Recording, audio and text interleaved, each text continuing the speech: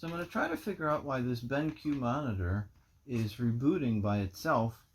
If I plug it in here, something that I figured out is, and it'll just reboot throughout the day by itself. Sometimes it gets so bad, it'll just reboot without even giving it full time to start up again. But all I'm doing is just tapping it, and you'll notice just a tap. That's all it takes. There's something mechanical in the back that's got to be either loose or a bad connection somewhere, and it's causing it to restart, I think. So if we can figure out what's causing it, we should be able to fix the problem.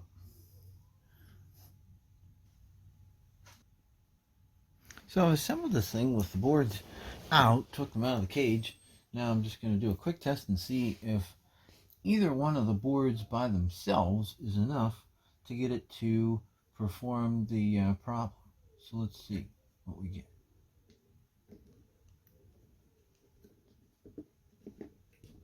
Okay, it's coming on. Now let's see if just tapping one of the boards.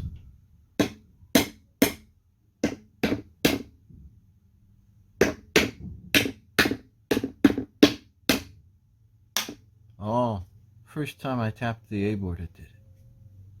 Look at that. So there's something on the A board that's not working right.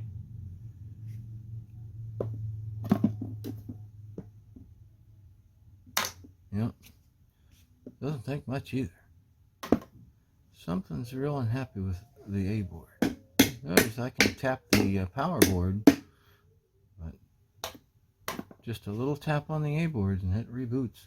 So there's something wrong with this main board here.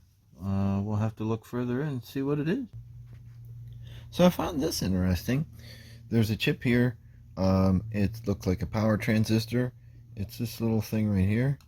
And if I just simply squeeze that, I found this just by trying to move things around on the board and just bump into things and wiggle things. If I squeeze that down, it stays on, and then if you kind of pry it up or just wiggle it, power goes off. So I think either this transistor is failing internally, or there's something wrong, either a pad or something on the board that's defective surrounding that transistor. So this is pretty incredible. I've never seen this before, but internally this transistor must have failed mechanically or physically. If so I've desoldered it from the board and just run wires to it up here where it's floating in midair. Flexing the board doesn't do anything at all, but if I take my fingers and just pinch this plastic package, the light comes on. There's a failure inside that chip. If I hold on to it, power comes on. So I'm going to need to find this chip. So I'll explain what I did.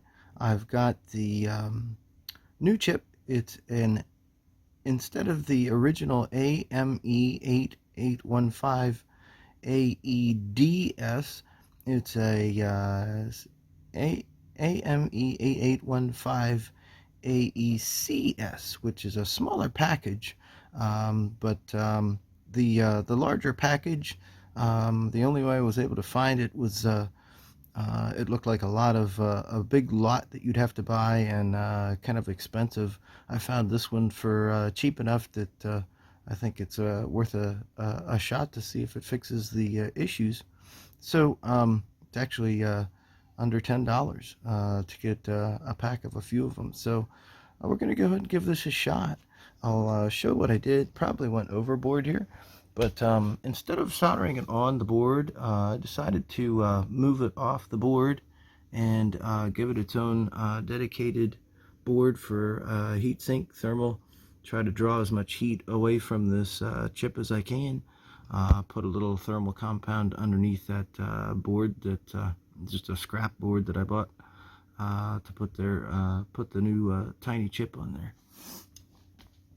And so now it's the Same pin out. The pin arrangement is the same with the chip that I bought. So wiring it all up, just the same pin order and everything, just a smaller chip. So let's see if this fixes the issue. I'll go ahead and plug it in.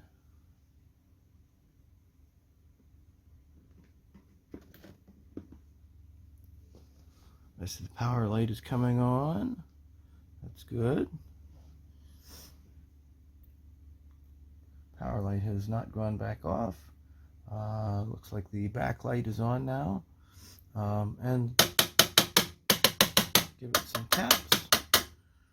You see, before it didn't take much at all to get it to reboot. Now, not seeing anything. I tap it. Looks like it's working pretty well. Tap the power board, tap the main board, tap this new chip. If I put my finger on there, it feels like it's pretty cool. Doesn't seem like it's getting super hot right now, which is great because the backlight is on. It would be displaying something like, no video signal right now up front. But I'll put all this together and we should have a good working monitor now. Looks like it's behaving, and hopefully that'll solve the reboots we've been seeing. I've been testing this monitor out for the last couple days, and it seems to be working great. There's no more restarts, no more power problems. It comes on and off every time. The picture is great. There's no flickering or anything like that.